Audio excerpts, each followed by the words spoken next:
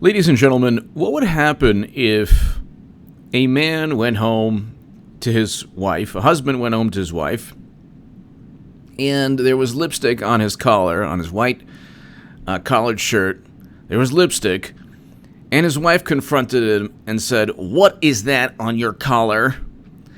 And he said, "Honey, I can't tell you anything right now. In fact, this is part of a Putin plot to tear this family apart. And what you see here right now is actually the planted evidence of an informant who wanted to sabotage our marriage." What wife on the planet would be like, "You know what, that makes sense. Who told you this?" "John O'Brien told me.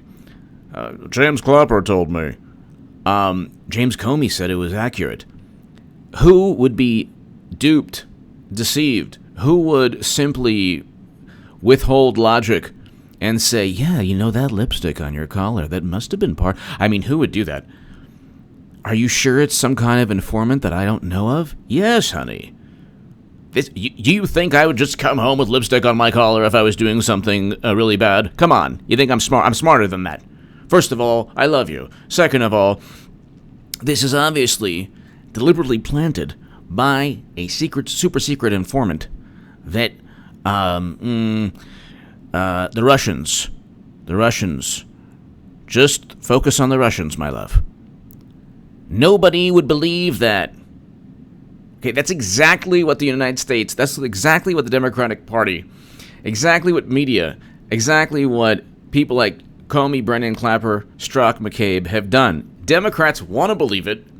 Media wants to perpetuate it. It's been completely debunked by page 17 of the Mueller report that says the evidence is not sufficient for anything, for any criminal charges related to any accusation from contacts with Russian officials or people. There were no Russian officials that Trump either sought or actively worked with.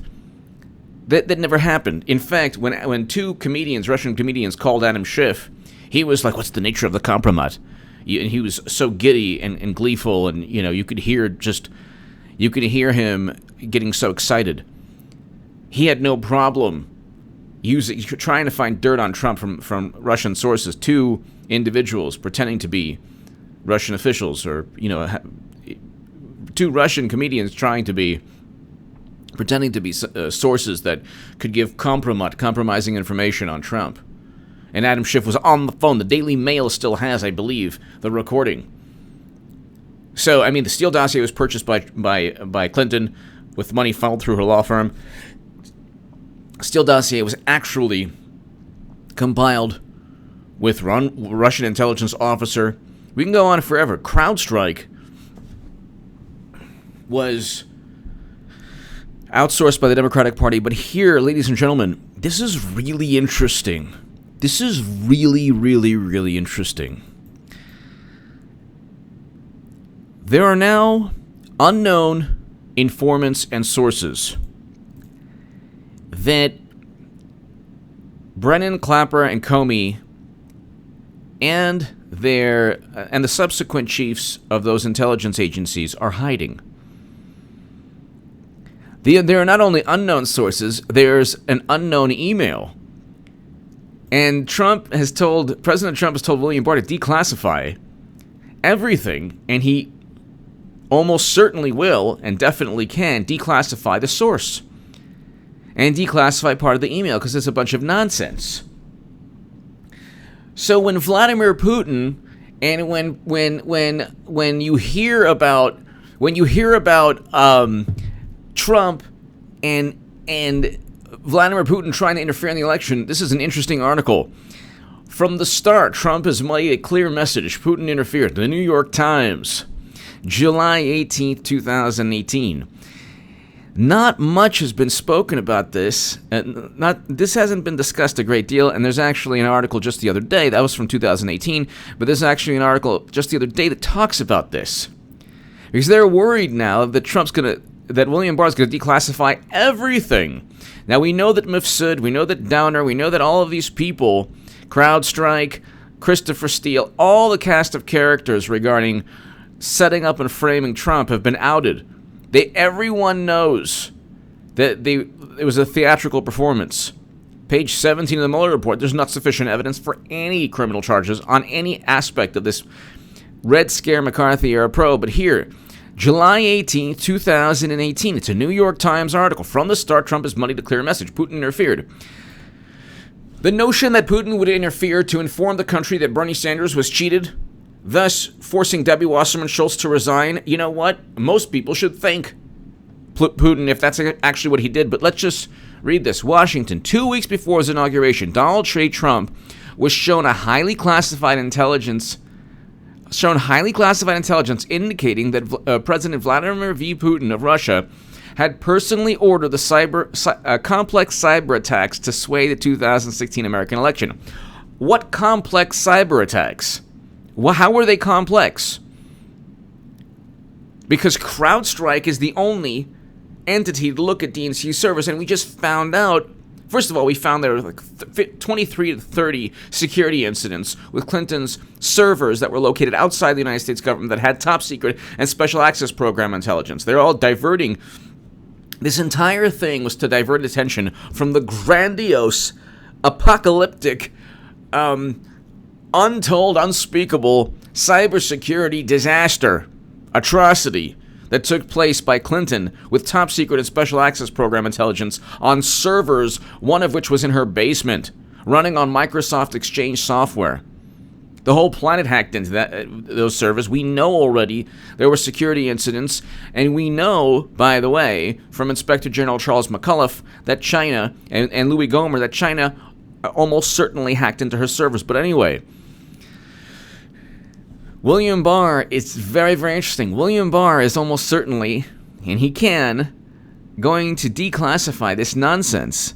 Washington, 2 weeks before his inauguration, Donald J. Trump was shown a highly classified intelligence indicating that Vladimir V. Putin of Russia had personally ordered complex cyber attacks to sway the 2016 American election. Then why doesn't the United States government demand DNC servers? Why did they rely on a third-party firm that was outsourced by the Democrats? They never looked at DNC servers. In fact, they never even got the direct analysis from CrowdStrike. But anyway, listen to this. So 7 minutes in, listen to this. The evidence included texts and emails from Russian military officers and information gleaned from a top-secret source close to Mr. Putin.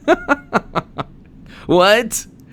Who had described to the CIA how the Kremlin decided to execute its campaign of hacking and disinformation. What disinformation? The Buff Bernard coloring book? Who believes any of this nonsense up until the second she lost? Only I was saying on the left.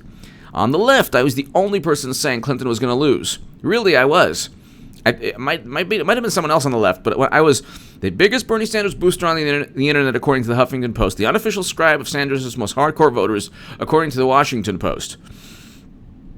In the Huffington Post, I wrote, Clinton is unelectable. I said she would lose swing states. I said if she was the nominee, she would lose to Trump. I literally wrote an article in The Hill saying why Trump defeats Clinton. And I also explained, in my view, why Bernie defeated Trump at that moment in time. My thoughts on Bernie have changed dramatically, obviously. And I'm glad President Trump is president. I'm voting for him in 2020. And I explained the Federalist why Bernie supporters should vote Trump 2020. But the point is this. I knew in 2015 Clinton couldn't win. I wrote in The Hill, the Huffington Post, and the Salon. People said I was like the worst person ever. Fast forward to like the second before she lost, and people were still thinking that she was going to win. Then, to save face, they started this grandiose fantasy, but there was one, and finally, you get, with this is kind of like, my channel is like a fine wine. You just have to sip it and wait for the notes and the flavors to finally make their way. 9 minutes and 49 seconds, 50 seconds in here. The evidence include texts and emails from a Russian military officer and information gleaned from a top secret source close to Putin. Who is this person? And how come the United States government hasn't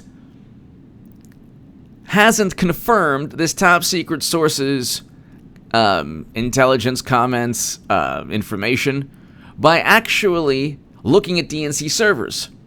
Because all the left-leaning publications that are extensions of the DNC say, God, Trump is so wrong. The DNC didn't even need to look at the servers. They got pristine copies from CrowdStrike. Well, how do you know? How do you know that they got pristine copies? Would you trust Trump Strike? Would you trust Republicans to say, don't worry, we found Trump Strike, it's fine. We outsourced a firm called Trump Strike. Mr. Trump sounded grudgingly convinced, according to several people who attended the intelligence briefing. But ever since, Mr. Trump has tried to cloud the very findings that he received on January 6, 2017, which his own intelligence leaders have unanimously endorsed. Who cares? When people say even Trump's intelligence officials agree, what do I care? I'm voting for President Trump. Not the imbeciles who are his intelligence officials, who are the same imbeciles and buffoons who were President Obama's intelligence officials, more or less. These people are like pet snakes, or pet vipers, or pet scorpions. Do you think a pet scorpion or a pet, boa constrictor, do you think they really have any loyalty? No. No, they're creatures that will gravitate towards any entity that gives them food or shelter or whatever. And they're creatures that more or less just are if you're in their way and they're hungry, just like any, if you have a pet lion, at the end of the day, they might be more loyal than the pet scorpion, but if they're hungry, sorry, you're for dinner. What's for dinner? You're for dinner. So if you have a pet great white shark, okay? No one says, I want to see my great white shark, it's in the pool. That's why, these intelligence officials, when they're like, oh, everyone agrees. Yeah, so what? Their job is to deceive. How gullible are you? If the reverse were true, and they actually told the actual truth and said, yeah, the servers were hacked by the entire planet, okay? Because you can't have servers outside your government. Everybody knows that. Because the whole planet's going to hack them. And if they have top secret or classified or special access program intelligence, the whole world's going to hack them. If the same intel people talking about Russia said that, oh my God, the pushback. And by the way, during the email probe, oh my God, all you heard about was, there was a problem. There's a dispute between intelligence agencies about it. There's a classification battle. Some intelligence agencies happen to be wrong. Oh, they're retroactively classifying intel. They can't do that. You can't retroactively classify intelligence.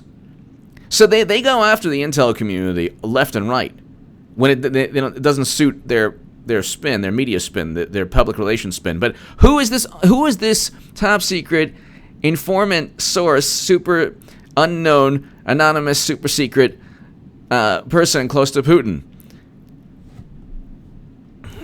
So this guy, or this girl, or woman, this man,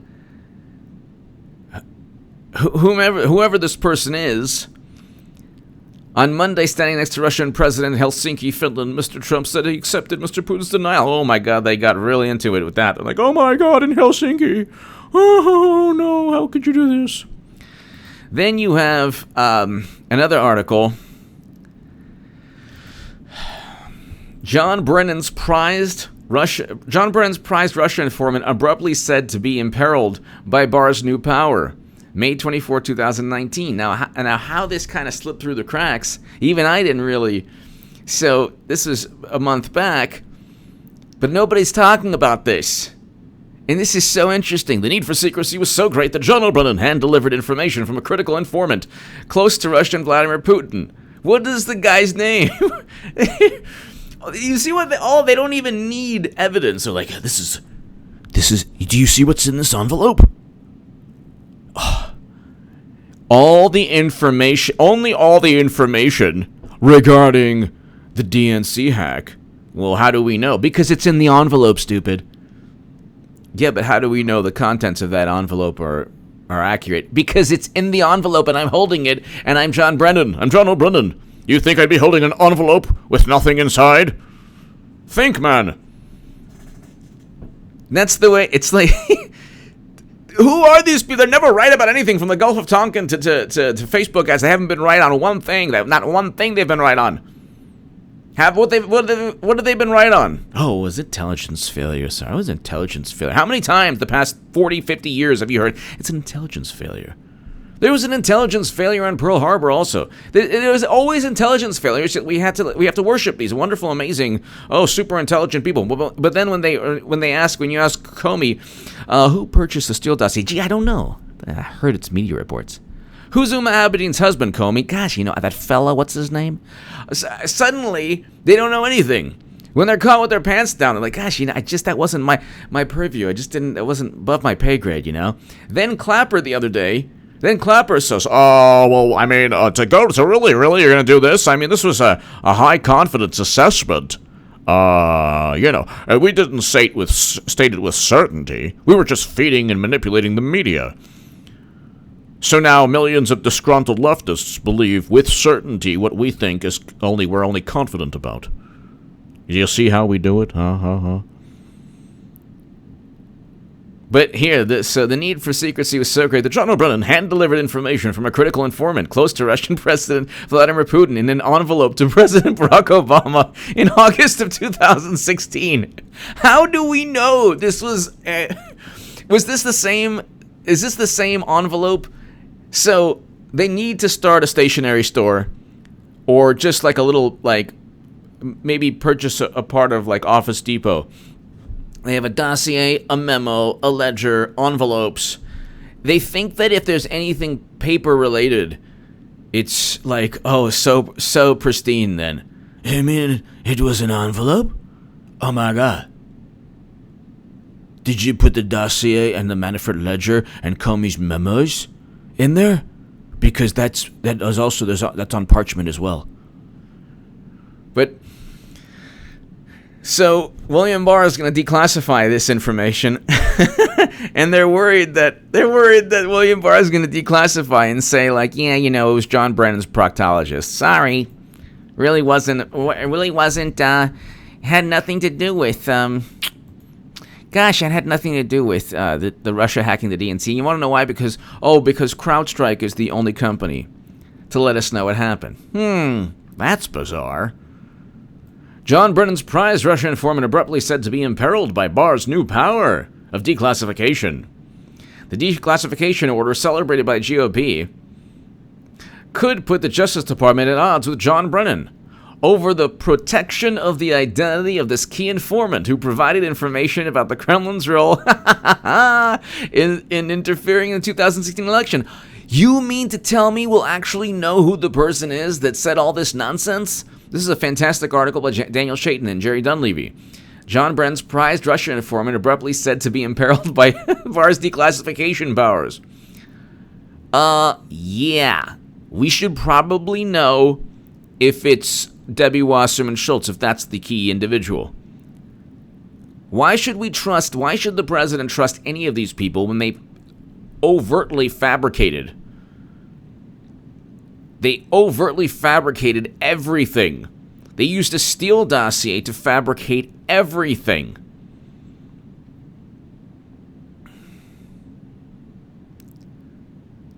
It's just unbelievable. So now there's literally an informant that nobody knows exists.